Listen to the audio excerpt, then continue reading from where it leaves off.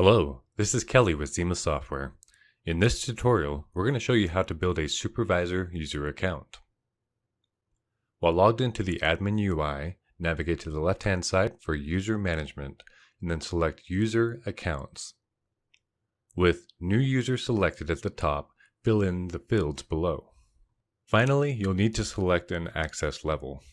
Administrator is reserved for IT reps and those managing the phone system, as it allows them to see all call information but also all the settings. Manager allows you to see all the call information.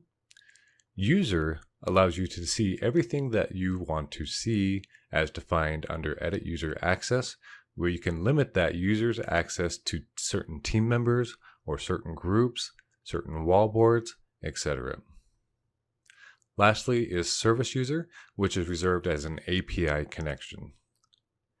After you've made your selection, click Save, and then you can add additional users as needed.